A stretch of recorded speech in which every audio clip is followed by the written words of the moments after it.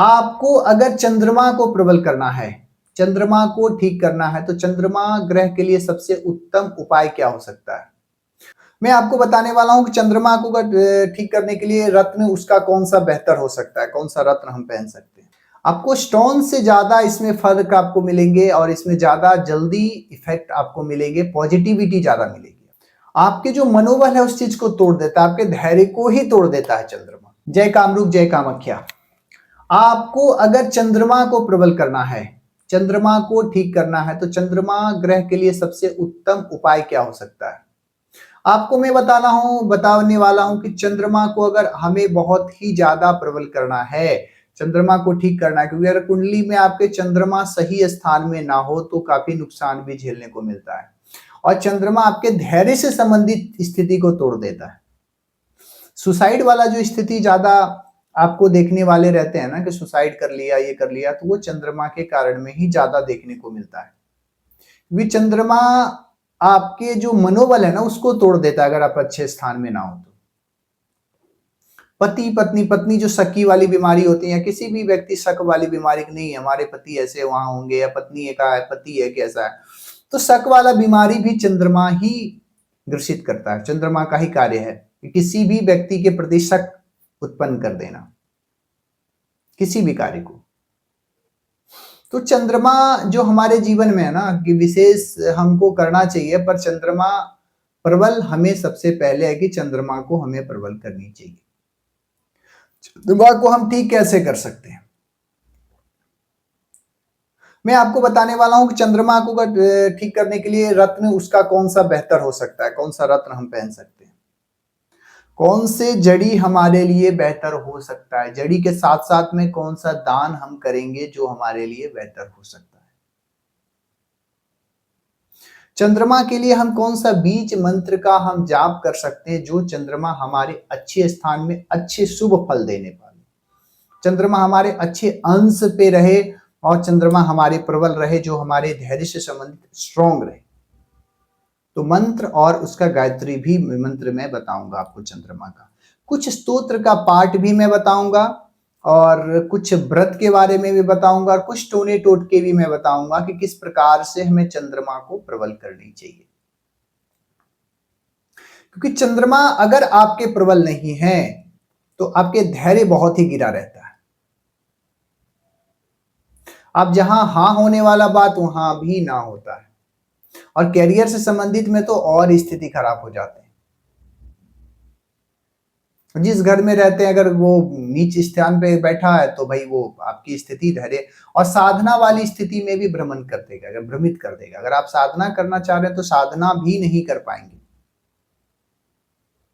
तो हमें चंद्रमा को सबसे पहले प्रबल करनी चाहिए। चंद्रमा को हम प्रबल कैसे कर सकते हैं? चंद्रमा को हमें प्रबल करना है तो सबसे आसान तरीका मैं बता रहा हूं कि चंद्रमा को कैसे प्रबल करना है। सबसे पहले तो उसका मंत्र ही मैं बता देता हूं, या तो आप उसका अगर रत्न पहनना चाहते हैं तो आपको मोती पहन सकते हैं, या तो चंद्रमणि एक आता है चंद्रमा का, या तो सफेद पुखराज आप पहन सकते हैं चंद्रमा को प्रबल करने के लिए।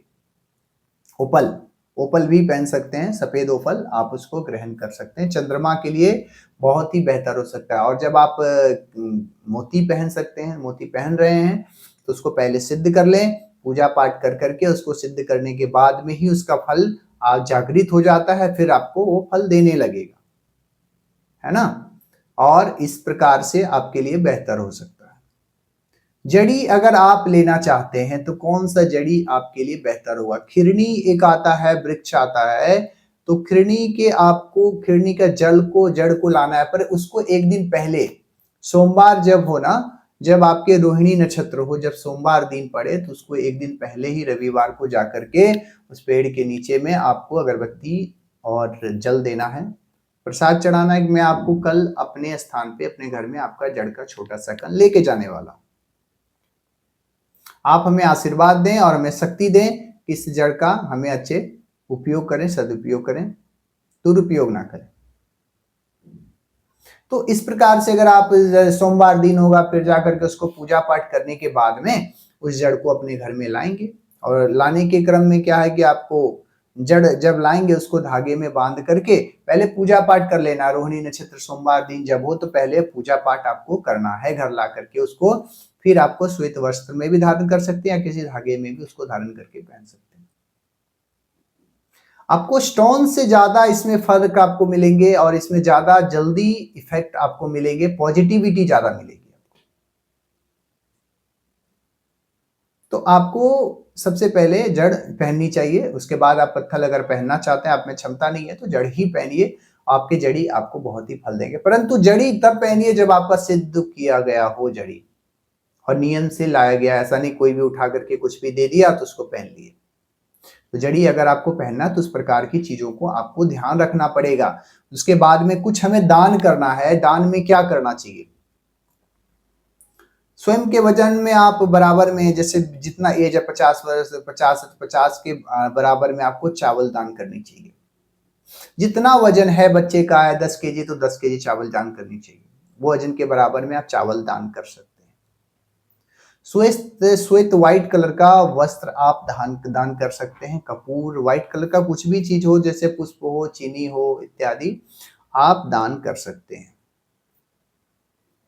जब आप दान करें तो रोहिणी नक्षत्र हो, श्रवण नक्षत्र हो या हस्त नक्षत्र हो, इनमें से किसी भी नक्षत्र में आप उसे दान कर सकते हैं। आपके लिए बेहतर हो सकता है, क्योंकि देखिए दान हमारे जीवन में ना बहुत बड़ा उपलब्धि देती है। और अगर आप दान से संबंधित स्थिति को अगर आप प्रबल करना चाहते हैं तो सबसे पहले इन प्रकार की चीजों को आपको ध्यान देना चाहिए। ठीक है। और उसके बाद में अगर आप कुछ मंत्र का जाप करना चाहते हैं तो जैसे चंद्रमा का एक मंत्र है, बीज मंत्र है, ओम श्राम श्रीम श्रोम सह चंद्रमसे नमः। फिर से मंत्र को आप एक बार ध्यान रखेंगे, ओम श्राम श्रीम श्रोम सह चंद्रमसे नमः। इस मंत्र का आपको जाप करना है। कितना जाप करनी चाहिए जो हमारे जीवन के लिए बेहतर हो सकता है? 11,000 आप अपने से अगर कर लें या किसी अनुष्ठान में बैठा करके यथाशक्ति आप कर सकते हैं, पर अगर आपके चंद्रमा प्रबल करना, अच्छे अंश में लाना है तो कम से कम 11,000 आपको जाप करनी ही चाहिए। अगर आप 11,000 जाप कर लेते हैं तो आपके करियर से संबंधित बहुत ही अच्छे बन जाते हैं और धैर्य भी बहुत ही स्ट्रांग बना रहता है। ठीक है। इसका गायत्री मंत्र भी है, ओम अत्रि पुत्राय विद्महे ओम सांगरोद्वाय धीमहि, है ना, तन्नो चंद्रः प्रचोदयात्। ये गायत्री मंत्र है, इसका भी यथाशक्ति आप जाप कर सकते हैं, जो आपको जीवन में आपके बेहतर फल दे सकते हैं। स्तोत्र में आप चंद्र अष्टाविंशति नाम का स्तोत्र कर सकते हैं। चंद्र अष्टाविंशति आप स्तोत्र का पाठ कर सकते हैं। चंद्र मंगल स्तोत्र का भी आप यथाशक्ति पाठ कर सकते हैं। कुल देवी देवता का भी आप पाठ कर सकते हैं और कुल देवी देवता को मना सकते हैं, उनका पूजन पाठ भी कर सकते हैं, क्योंकि इसमें कुल देवी देवता का विशेष योगदान रहता है। अगर आपके कुल देवी देवता नाराज हो तो फिर आपकी मुश्किलें बहुत ज्यादा बढ़ जाती है, आपको धैर्य से संबंधित बहुत ज्यादा आप गिर जाते हैं।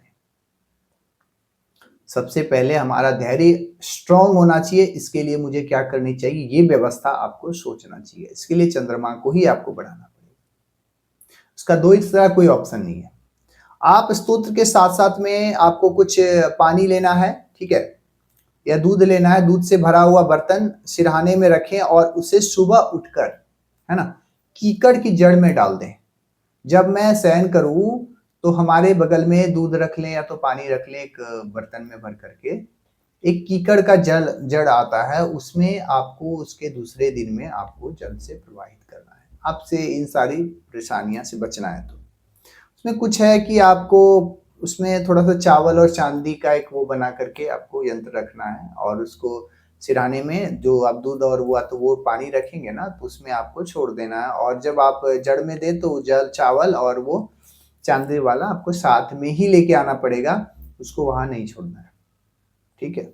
उसके बाद में आप व्रत करना चाहते हैं तो श्रवण या तो चैत्र, वैशाख या मार्गशीर्ष महीने में प्रथम सोमवार 16 वर्ष या तो प्रथम सोमवार जब आए तब आपको प्रारंभ करना है व्रत। और उसके बाद 16 वर्ष या तो 5 वर्ष का व्रत आप करें, क्योंकि व्रत का बहुत फल होता है। आप कम से कम 5 वर्ष भी अगर आप कर लेते हैं या 16 वर्ष करते हैं तो आपके जीवन में अच्छे इफेक्ट करते हैं। ऐसे अगर आप ज्यादा कामाख्या परेशान है तो आप हमारे कामाख्या तंत्र पीठ से जुड़ सकते हैं और अपने किसी भी प्रकार की परेशानियों से आप बहुत ही बच सकते हैं, उसका निवारण पा सकते हैं। तंत्र से रिलेटेड परेशानी हो या तो ग्रह नक्षत्र से परेशानी या किसी अन्य प्रकार की जो भी आप लगे तंत्र से रिलेटेड परेशानी है, तो आप हमारे कामाख्या तंत्रपीठ से जुड़े। और एक ताबीज भी बनती है, रक्षा ताबीज, उसका आप लेकर के अपने शरीर को बंधन भी कर सकते हैं। वो आपके लिए बेहतर हो सके, क्योंकि धैर्य गिर जाएगा तो फिर परेशानी बहुत ज्यादा बढ़ सकते हैं। तिरुपति बालाजी आते हैं, उनका आप अच्छे से तिरुपति बालाजी का आप पूजन पाठ कर सकते हैं, आपके जीवन में बहुत अच्छा हो सकता है। उनका दर्शन भी एक बार आप करें, बेहतर हो सकते हैं। घर में उनका आप ले आए फोटो और उनकी दर्शन प्रत्येक दिन करें, आपके लिए बेहतर होगा। क्योंकि देखिए चंद्रमा अगर आपके प्रबल नहीं होंगे तो आप कुछ भी कर करके ऐसे इंसान के मेंटेलिटी अगर अष्टम में बैठ जाए या कुछ ऐसे स्थान में बैठ जाए तो आपको अपने माइंड को सुसाइड की ओर ज्यादा लेके जाता है। आपके जो मनोबल है उस चीज को तोड़ देता है, आपके धैर्य को ही तोड़ देता है चंद्रमा। तो आपको चंद्रमा को स्ट्रॉन्ग तो करना ही करना है, अच्छे अंश में अनुकूल आपको चंद्रमा को अच्छे स्थान में अच्छे अंश में आपको लाना ही पड़ेगा। और इसके लिए आपको खुद ही करना पड़ेगा। अगर आप खुद नहीं करना चाहते हैं तो आप हमारे कामाख्या तंत्रपीठ से इसका निवारण पा सकते हैं, क्योंकि ये माइंड जब हमारा शांत ना हो तो फिर मैं कुछ भी नहीं कर सकता। तो इसलिए आप जुड़े रहें और हमारे कामाख्या तंत्रपीठ से आप जो भी निवारण हो आप उसका पा सकते हैं प्राप्त। आपको अगले वीडियो में जो भी परेशानी होगी मैं कोशिश करूंगा बताने के लिए। आप जुड़े रहें इस चैनल से। जय कामाख्या, जय कामरूप।